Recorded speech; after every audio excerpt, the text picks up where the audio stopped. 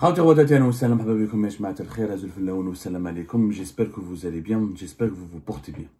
Nous avions commencé la journée par une analyse assez précise et approfondie des dessous, des non-dits de la riposte algérienne aux menaces françaises à travers le communiqué du ministère des Affaires étrangères algérien qui a été rendu public l'après-midi d'hier, le 11 janvier 2025. Et nous avons expliqué pourquoi le régime algérien s'est adressé à l'extrême droite française et non pas à l'État français. Il n'a jamais parlé de gouvernement français, il ne parle pas d'Emmanuel Macron, il ne parle pas des ministres ou du gouvernement français, il ne parle pas des autorités françaises, il parle de l'extrême droite. On a expliqué dans la première émission tout à l'heure que c'est machiavélique, c'est intelligent dans un sens, parce que ça permet au régime algérien de personnaliser le conflit, de l'idéologiser et de l'individualiser en faisant croire que le problème de l'Algérie n'avait pas de problème entre l'Algérie et la France, que les relations sont plutôt bonnes, que le problème des relations algéro-françaises, c'est les manœuvres de l'extrême droite française qui commencent à arriver au pouvoir en France. Et que l'Algérie a un problème avec l'extrême droite et n'a pas de problème avec la France, ni le peuple français, ni les autorités françaises en soi. Cette stratégie, elle a son versant négatif. Elle a une dimension extrêmement négative, c'est que c'est un déni de la réalité. Le régime algérien n'arrive pas à le comprendre. Et là, aujourd'hui, je pense cette crise qui tourne au conflit, elle doit servir au régime algérien, aux autorités algériennes, aux dirigeants algériens, aux dirigeants algériens de l'avenir aussi. Le régime algérien est appelé à changer. Un jour ou l'autre, le changement va se reproduire. Même demain, quand il y aura des démocrates algériens qui vont arriver au pouvoir, je pense qu'ils doivent saisir les leçons de cette crise. C'est quoi les véritables leçons de cette crise? Pour moi, c'est que le régime algérien doit comprendre que la France a changé. Ce n'est plus la France d'avant. Les relations algéro-françaises ou franco-algériennes ne seront plus jamais comme avant. C'est-à-dire que la France, le régime algérien s'est habitué à cette France qui est complaisante à son égard, qui fait des compromis avec lui, qui essaye de le ménager, qui essaye de lui accorder des privilèges, qui essaye de donner une certaine sensibilité, une certaine exception, un statut exceptionnel. Cette France qui donne un statut exceptionnel au régime algérien, à l'État algérien, à l'Algérie, parce qu'il y a des relations historiques, passionnelles, parce qu'il y a une grande communauté algérienne en France. Cette France-là va disparaître, est en train de disparaître. Pour ne pas dire, elle commence déjà à disparaître. Cette France-là, c'est celle de Jacques Chirac, même pas Mitterrand un petit peu. C'est la France de Giscard d'Estaing, c'est la France de Villepin, c'est la France de François Hollande. Mais la France d'Emmanuel Macron, durant son premier mandat. Mais aujourd'hui, la France d'aujourd'hui, c'est effectivement une France qui risque d'avoir, d'ici 2027, un président d'extrême droite. Le régime algérien est semé à dos le premier mouvement politique de France, en attaquant frontalement l'extrême droite, en attaquant violemment l'extrême droite, en la pointant du doigt, en estimant que c'est l'extrême droite qui est responsable de tous les maux de la société, des problèmes bilatéraux. Le régime algérien oublie quelque chose, l'extrême droite c'est le premier parti de France. C'est plus de 10 millions de Français qui ont voté pour le Rassemblement national lors des élections législatives anticipées de 2024. C'est le premier parti qui a gagné les élections européennes. C'est la première force politique partisane. Et aujourd'hui, les sondages, Marine Le Pen, Bardella, les figures du Rassemblement national, leur arrivée au pouvoir est une question de temps. Aujourd'hui, le précédent gouvernement a été, c'est Marine Le Pen qui l'a fait tomber, le Rassemblement national. L'actuel gouvernement compose avec le Rassemblement national. On ne peut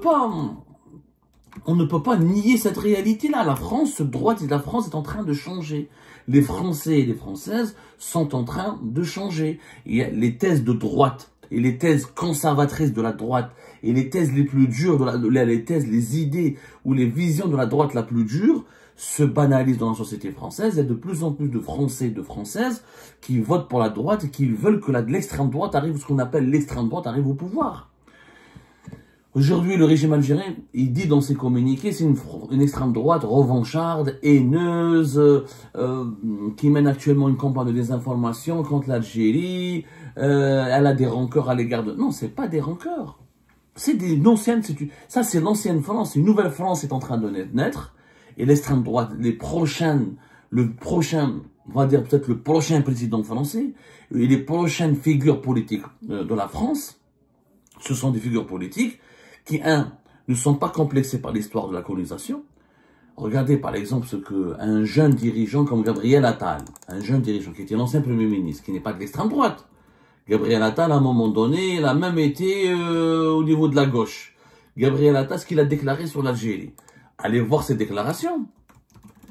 Allez voir ce qu'il a la déclaration face à un régime algérien qui multiplie les provocations. Et il est temps d'assumer le rapport de force et de faire respecter la voix de la France. Entre l'aveuglement de l'extrême gauche et la haine aveugle de l'extrême droite, il y a un chemin. C'est celui d'une relation. C'est Gabriel Attal qui parle. C'est pas Marine Le Pen, hein. Et lui, voilà, il dénonce l'extrême droite. Et il est celui d'une relation nouvelle avec l'Algérie, une relation dépassionnée, fondée sur le respect. Respect de nos lois, de nos frontières, de nos intérêts et de nos deux peuples. C'est Gabriel Attal qui est extrêmement dur. Il dit, voilà, je m'en fous de l'histoire, je veux plus de passion, je veux dépassionner les relations avec l'Algérie. Il n'y a pas de relation, il n'y a pas de statut privilégié avec l'Algérie. Tous les dirigeants français, depuis Giscard d'Estaing, depuis le milieu des années 70, jusqu'à Emmanuel Macron, aujourd'hui, l'Algérie a toujours eu un statut particulier. Pourquoi? Parce que les cruautés de la colonisation française, les crimes de la colonisation française, le passé douloureux de la colonisation française qui hante les dirigeants français, et puis l'importance des liens démographiques entre l'Algérie et la France, et puis l'importance de la communauté algérienne en France. Mais tout ça, c'est des éléments politiques, c'est des critères politiques qui sont en train de disparaître, parce que les nouveaux dirigeants, les Gabriel Attal, les Bardella, la nouvelle génération de dirigeants politiques français, sont de plus, notamment dans le courant de la droite classique, ou même du centre, ne veulent plus donner à l'Algérie un statut particulier. Pour eux, ils ne sont pas responsables de la colonisation. C'est vrai, ils sont jeunes. Ils n'ont pas connu la colonisation, ils ne savent pas ce que c'est que la guerre d'Algérie. Pour eux, il n'y a pas de responsabilité importante à assumer au niveau de la France. Et c'est pas parce qu'il y a beaucoup d'Algériens en France qu'on doit traiter l'Algérie avec privilège, avec exception. Ou avec, comment dirais-je, avec des avantages exceptionnels. Pas du tout. Ils refusent d'accorder à l'Algérie un statut exceptionnel. Ils ne comprennent pas le caractère exceptionnel des relations algéro-françaises. Ils veulent normaliser ces relations. Ils veulent la rendre ordinaire, la dépassionner. Pour eux, l'Algérie et la France n'ont pas à construire une relation exceptionnelle. Pour ces nouveaux dirigeants, l'Algérie, c'est pas un partenaire exceptionnel. C'est un pays comme d'autres. C'est pas parce qu'il y a beaucoup d'Algériens en France qu'il faut accorder plus de visas aux Algériens. C'est pas parce qu'il y a un passé colonial ou qu'il y a beaucoup d'Algériens en France qu'il faut pas expulser les Algériens qui commettent des délits ou qui enfreignent les lois en France. C'est pas parce qu'il y a une relation historique et mémoriale douloureuse avec l'Algérie qu'il faut épargner les dirigeants algériens ou qu'il faut continuer à les protéger. La France qui protège, qui cherche à s'allier toujours avec le régime algérien, qui cherche à composer avec lui, à le ménager et à protéger ses intérêts parce que elle pensait que les intérêts du régime algérien sont les mêmes que les intérêts de la France. Ça a toujours existé depuis milieu des années 70 jusqu'à aujourd'hui. Pour la France, l'Algérie, c'est une question d'affaires internes. Pour les dirigeants français de l'ancienne France que nous avons connue, et que l'effondrement de l'Algérie pourrait causer l'effondrement de la France, et que le développement de l'Algérie impacte positivement le développement de la France. Mais les nouvelles générations de ces dirigeants ne partagent pas cette vision. En fait, c'est pas que l'extrême droite. Faut arrêter. Bruno Retailleau, c'est pas l'extrême droite. Gabriel Attal, c'est pas l'extrême droite. Darmanin, même s'il est proche de l'Algérie, il a une relation compliquée. Des fois, il est proche, des fois, il n'est pas proche. C'est pas l'extrême droite. Aujourd'hui, dans les milieux intellectuels français, vous avez même des anciens intellectuels de gauche. Vous avez des anciennes figures de gauche qui, eux, critiquent le régime algérien, critiquent l'influence de l'Algérie en France. Ils n'en peuvent plus de cette relation particulière, de cette relation douloureuse et de cette relation toxique avec l'Algérie. C'est comme la France, ces nouveaux dirigeants français se sont piégés dans une relation toxique. Parce qu'il y a la colonisation, parce qu'il y a une grande communauté algérienne en France, parce qu'il y a beaucoup d'intérêts, parce qu'il y a des liaisons démographiques et culturelles puissantes, qu'on doit traiter l'Algérie avec attention. Il faut accorder un traitement particulier. C'est un dossier sensible. Non, l'Algérie, ce n'est plus un dossier sensible. Les langues se libèrent. La nouvelle génération de dirigeants français, qui sont âgés de 40 ans, entre 40 ans et 30 ans, 40 ans jusqu'à même 45 ans, n'ont pas les mêmes. Édouard Philippe, quelqu'un comme Édouard Philippe, allez-y voir ses déclarations sur l'Algérie. C'est quelqu'un qui est très critique. Édouard Philippe, il est présenté comme quelqu'un qui pourrait devenir président. Un peu en 2027, c'est pas mais les candidats. Il a remis en cause l'accord de 68, Édouard Philippe est très critique. Et pourtant, c'est pas l'extrême droite. C'est pas du tout l'extrême droite. Donc, il n'y a pas que... Il faut que le régime algérien se trompe, essaie de nous faire croire que le problème avec la France, c'est juste la percée de l'extrême droite. C'est faux. Moi, je vis en France en ce moment. Je suis réfugié politique en France. Je ne l'ai pas choisi. Je constate j'observe les évolutions de la société française. J'observe, c'est un pays extrêmement polarisé avec une extrême gauche et une gauche qui reste aux avant-postes de la vie politique française, mais une extrême droite qui perce, qui fait des percées exceptionnelles, notamment dans les milieux influents, les milieux économiques, les milieux des affaires, les milieux médiatiques, les milieux culturels et artistiques. Il y a une pensée de droite qui s'installe, qui tisse sa toile à travers la société française. Ce n'est pas que l'extrême droite. Et ces nouveaux dirigeants français ne veulent pas d'une relation spéciale avec l'Algérie. Ces nouveaux dirigeants sont plus pragmatiques. Ils veulent préserver le statut de puissance mondiale de la France. Ils veulent préserver les acquis sociaux de la France. Ils veulent relancer l'économie française. Ils veulent protéger l'ordre public et la sécurité nationale. Ils veulent protéger le tissu de l'unité nationale, parce qu'en France, il y a des interrogations sur la présence des immigrés, sur la présence des communautés étrangères. Il y a des interrogations sur l'identité nationale. La France, c'est pas les États-Unis d'Amérique. La France, c'est pas l'Angleterre. C'est même pas l'Allemagne. La France, elle a une identité très très forte. Elle a un passé extrêmement important. Les Français sont très attachés à leur patrimoine, à leur culture, à leur identité. C'est pour ça que la France, elle est questionnée par la diversité culturelle de sa propre population. Elle est confrontée à la diversité démographique de sa population. Donc, elle s'interroge sans cesse. C'est pour ça qu'il y a un rapport beaucoup plus compliqué à l'islam en France qu'en Angleterre ou qu'aux États-Unis, parce que la France, elle a un passé beaucoup plus homogène que ces grands pays, et elle a eu toujours une pensée assimilationniste vis-à-vis des étrangers, et la France, elle a toujours sacralisé, si vous voulez, son patrimoine et son identité. Et aujourd'hui, les nouveaux dirigeants français n'ont pas de complexe, ne connaissent pas le complexe de la colonisation.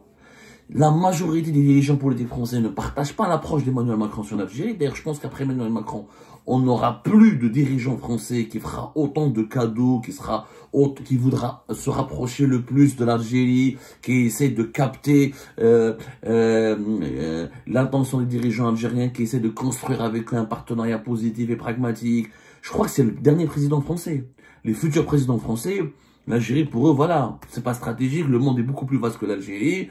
Il y a les moyens. Les nouveaux dirigeants français aujourd'hui regardent beaucoup plus du côté de l'Amérique latine, du côté de l'Asie, du côté du Moyen-Orient. Ils s'intéressent beaucoup plus aux Émirats, au Qatar, à l'Égypte qu'à l'Algérie. Quand on parle dans le monde arabe, dans la région du Moyen-Orient, de l'Afrique du Nord. Et en Afrique, par exemple, même la francophonie n'est plus une idée qui mobilise les élites politiques actuelles françaises. Ils s'intéressent beaucoup plus au Nigeria, en Afrique du Sud. Même l'idée de la France-Afrique, de cette France qui parraine l'Afrique, classe, elle est en train de s'effondrer. Parce qu'aujourd'hui, la France, elle se referme sur elle-même. Elle veut protéger elle veut conserver sa propre prospérité, elle veut conserver sa propre qualité de vie, elle veut conserver ses propres fondements identitaires et idéologiques. Et les dirigeants français aujourd'hui savent très bien qu'ils ne peuvent pas demeurer une puissance universelle. Ils ne peuvent pas concurrencer la Chine, où ils sont bousculés par la naissance de puissances émergentes comme la Turquie, ou le Brésil, entre autres, ou l'Arabie Saoudite, ou les Émirats. Donc la France veut retrouver une stabilité nationale, conserver son statut de pays riche et prospère. C'est ça la priorité. Et pour les dirigeants, pour beaucoup de dirigeants de la droite, de l'extrême droite française, la préservation du statut de grande puissance de la France passe par le renforcement de l'identité nationale, de la cohésion nationale, du génie français, du savoir-faire français. Il y a de plus en plus de tendances vers un protectionnisme patriotique, la réhabilitation du patriotisme français. Avant, le patriotisme en France était un sujet tabou. On assimilait le patriotisme au nationalisme, à l'extrême droite, au racisme, au nazisme, etc. Aujourd'hui, le discours nationaliste en France commence à se banaliser dans les médias, pour ne pas dire totalement, et même au sein de la scène politique. Donc, le régime algérien n'a pas compris, il doit comprendre que la France a changé. Que franchement, Emmanuel Macron, c'est la fin d'une époque. Donc, attaquer l'extrême droite de façon si violente, de façon si frontale, est totalement contre-productif. Ce que devrait l'Algérie, au contraire, c'est qu'elle doit se préparer à ce scénario d'un futur président issu de l'extrême droite. L'Algérie n'a pas le choix. Elle doit se préparer. Donc, les Algériens doivent se préparer. On ne peut plus immigrer, on va pas pouvoir immigrer en France comme on immigrait avant. On ne va pas pouvoir profiter de certains avantages en France. On va pas continuer à réduire nos relations avec la France au chapitre de l'histoire et de la mémoire. Les futurs dirigeants français ne feront pas cela, n'entreront pas dans ce jeu-là. Il faut accepter le fait qu'il y ait des mutations politiques importantes en France. Et que la France est un partenaire important sur le plan économique, sur le plan politique à cause de la communauté algérienne importante en France, sur le plan diplomatique, le bassin méditerranéen, qu'on le veuille ou non, même s'il n'y a pas de frontière terrestre, c'est la Méditerranée qui nous unit, et sur le plan historique. Il faut donc s'adapter à ces changements. Ce sera des changements douloureux pour l'Algérie. Il va y avoir des dirigeants français qui ne seront plus, qui ne seront pas aussi diplomates. L'Algérie devra faire preuve de fermeté, naturellement, pour imposer le respect. Mais elle ne doit pas être naïve. Si elle ne pourra plus trouver en France un bouclier de protection pour garantir des rapports harmonieux avec l'Occident, avec l'Union européenne, pour garantir certains privilèges. Et t'as les dirigeants algériens qui peuvent acheter ce qu'ils veulent en France, leurs enfants qui obtiennent des visas comme ils veulent, que les élites politiques algériennes qui profitent de la France, des résidences gratuites, etc. Ça va disparaître.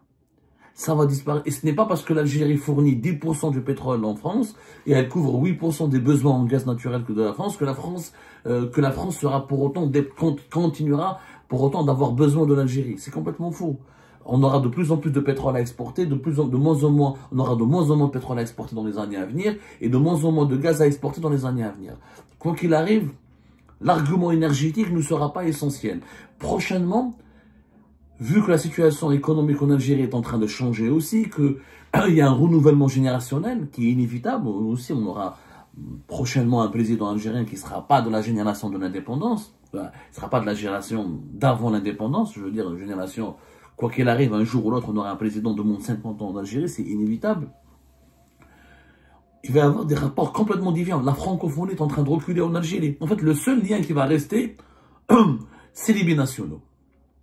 Et c'est pas parce que nous avons des binationaux en France que nous devons aussi accorder un statut particulier à la France. Le régime algérien aussi doit s'émanciper de l'emprise de la France, comme la France doit s'émanciper de l'emprise de l'Algérie. Il faut normaliser ces relations. La normalité des relations, ça veut dire quoi? Ça veut dire établir des relations normales sur les intérêts communs palpables. C'est pas parce que nous avons une histoire passionnelle, c'est pas parce que nous avons une histoire commune, une mémoire douloureuse, où il y a des millions de personnes qui vivent dans les deux, où il y a des millions de binationaux, qu'on doit pour autant accorder un statut exceptionnel à l'un et à l'autre. Une relation normale, c'est une relation où il y a des intérêts. Tant que l'Algérie n'arrive pas à obtenir de la France des investissements constructifs, créateurs de richesses, comme le fait le Maroc par exemple, ce sera une relation toxique. Parce que c'est une relation basée uniquement sur la gestion des problèmes. Ah, la France et l'Algérie doivent se parler, pourquoi? Parce qu'il y a des migrants, parce qu'il y a des binationaux, parce qu'il y a l'histoire, parce qu'il y a la mémoire, parce qu'il y a le passé douloureux, parce qu'il y a les questions de sécurité, parce que nous avons beaucoup d'Algériens en France. C'est une relation toxique. Une relation harmonieuse, c'est quoi? J'ai une relation avec un pays, et les investissements, et la coopération scientifique, transfert de technologie, je lui apporte quelque chose, il m'apporte quelque chose. Mais la France ne nous apporte plus rien en ce moment. Elle ne nous apporte plus rien. Les investissements français en Algérie sont en berne, ou ils sont bloqués, ou ils sont partis, ou ils demeurent symboliques. La diaspora algérienne en France, effectivement, elle est importante, mais qu'est-ce qu'elle crée comme richesse pour l'Algérie? On fera un livre, il faut casser les tabous. Qu'est-ce qu'elle crée comme richesse pour l'Algérie? Combien d'entreprises les binationaux ont créé en Algérie? Combien d'emplois les binationaux ont créé en Algérie? Combien de faux, même en termes d'argent, les Marocains rapportent à leur pays beaucoup plus que les Algériens ne rapportent. Les Marocains de l'étranger rapportent à leur pays beaucoup plus que ce que les Algériens de l'étranger rapportent à leur pays. Donc, il faudra s'interroger sur l'efficacité de considérer la France comme un partenaire exceptionnel. Ça ne doit pas être un partenaire exceptionnel. Ça doit être un partenaire normal. On doit considérer que les partenaires exceptionnels, ce sont les pays qui nous apportent de la création de richesse, du développement et de l'investissement. Ce n'est pas le cas aujourd'hui de la France.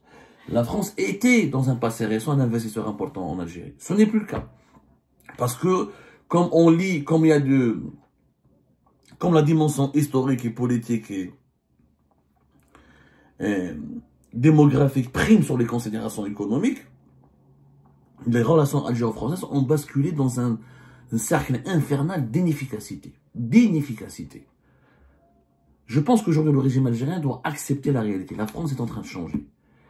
Elle est en train de changer. Pour ne pas dire qu'elle a commencé déjà à changer. Il faut l'accepter, tourner la page de l'histoire et de la mémoire et de l'immigration, etc.